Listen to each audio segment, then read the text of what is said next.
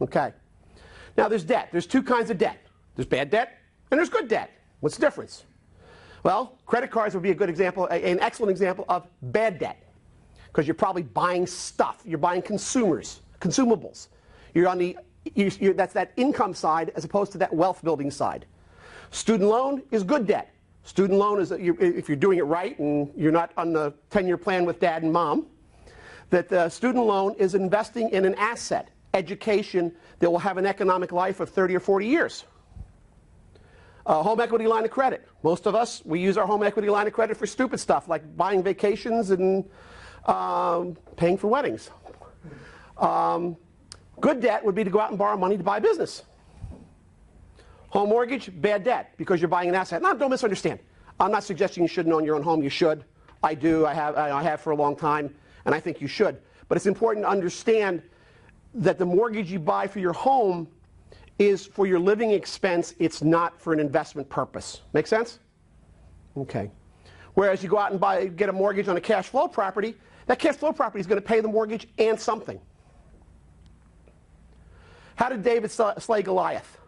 Pretty simple answer. It was leverage, right? Little Goliath, little slingshot, boom, big guy's down.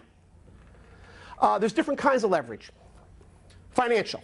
Financial leverage is, of course, a double-edged sword. If anybody's read the news in the last year or two, and the housing bubble, and the foreclosures, and short sales, and all those great things that the business news likes to get us all upset about every day. There is potential for abuse. And there was a lot of it. And that's part of why our economy is in the trouble it is right now, or it has been in. I think we're starting to come out of it. So financial leverage has to be used wisely and has to be used cautiously. There's the leverage of your mind, your thoughts, your ideas. Do you talk like a rich person or do you talk like a poor person? Do you talk about spending money or do you talk about investing money? You know, the adage again, if you think you can or you think you can't, either way you're going to be right. If you think investing in real estate's risky, well, it's going to be risky for you. If you think it's too hard to do, well, it's going to be too hard for you to do. But I got news for you. I'm no rocket scientist. It's not hard. It's really not. Then you have to have a plan. Investing is a plan. It doesn't just happen. And then most of all, there's the leverage of your actions. You know, remember, not to decide is a decision. So you can listen to everything we say tonight. Hopefully somebody in here will get brainwashed enough and agree with everything I've said tonight. But if you don't get up from the table and go do something, whether it's with Sabre or whether it's somebody else or whether it's on your own, if you don't do anything, you're not exercising your leverage. Let's talk a little bit about the types of income.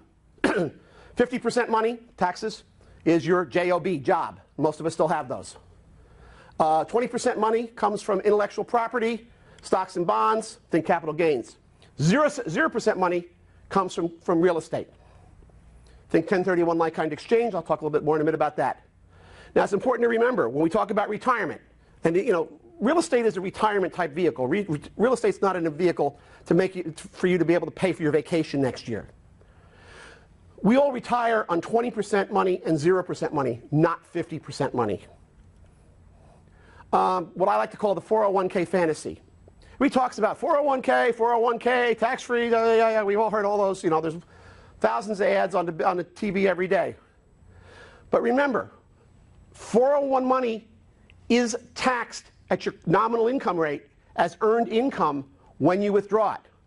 So 401k is still 50% money unless you're in such a low tax rate because you're poor.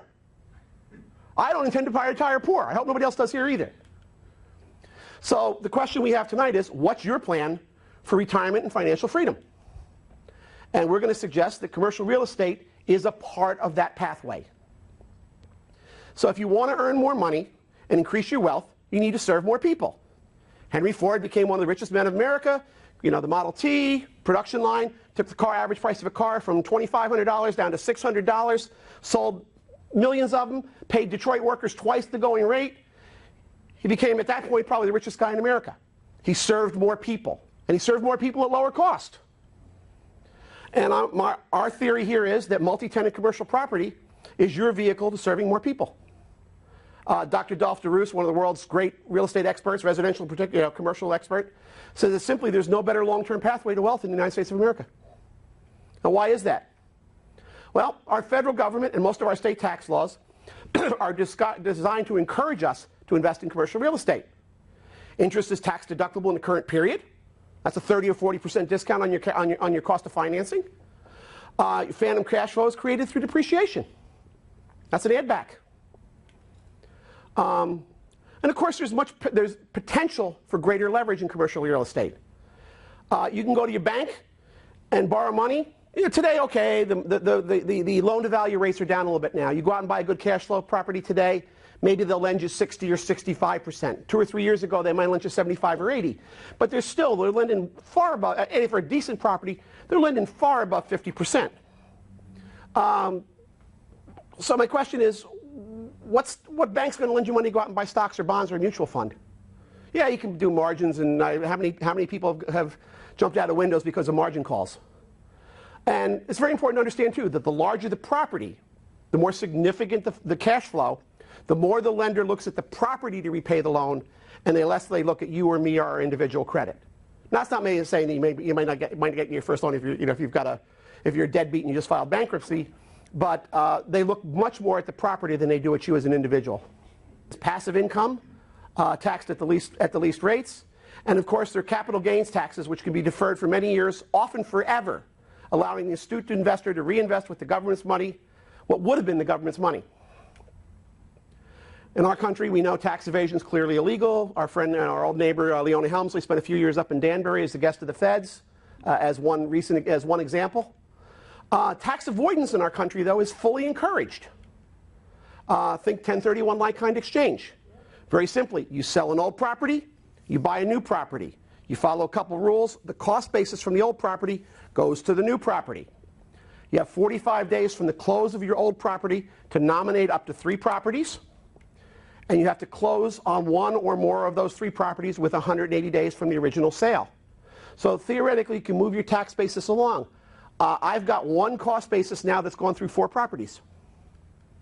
There's other ways too. One of the more popular ways is do a cash out refinancing. If you buy a building with X amount of debt, and after time the building appreciates, you increase the level of debt, the cash you take out is all tax-free distribution. Right. And of course there's some astute, we have some estate planning people, there's astute use of trust and things like that. It's entirely possible to start with 1 small property, ratchet it up 4, 5, 6, 8, 10 times over your lifetime, and that entity passes to a trust at the time of death, and the person and that person never paid a penny of capital gains, and it's all perfectly legal. Commercial real estate also gives the investor a much greater hands-on control of the asset when compared to other types of assets. You own 500 shares of Johnson & Johnson, and you got this great idea for a new product. And you sit down and you write a 2-page letter to the chairman of the board of Johnson & Johnson, and you tell him about your great idea for this new product. What do you think the odds are you're going to get an answer to that letter? You might get a thank you very much, dear sir form letter. But if you own your own real estate, there's a bunch of things you can do. Most of the good properties out there are good properties, good opportunities for us to buy because they probably weren't managed as well as they should. There are a lot of people doctors and lawyers and Indian chiefs who go out and buy commercial property. They've heard it's a great idea. They don't hire a professional. They get too busy with their primary livelihood, and they don't do the property justice. So improved management is a great opportunity to increase the value. There's always opportunities for additions, improvements, and upgrades. I just bought a new property in Gainesville, Florida. We have a neighbor that's a restaurant. The restaurant has one of these open seating policies, so people tend to mill around on the front portico of the property for 20, 30, 40 minutes while they're waiting for their tables. And they tend to leave cigarette butts and beer bottles around. So when I started meeting my new tenants, everybody's like, well, I'm like, what's your biggest concern? Well, the steakhouse next door, we come in on Saturday morning, the parking lot's a mess. So I went out and I bought 3 $350 pretty nice high-end trash containers like you'd see at Disney or someplace. They think I'm a hero for $1,000, I mean, the value of that kind of loyalty is huge when you're dealing with smaller tenants. There's always the possibilities for things like subdivisions, rezoning, and you're always looking at property.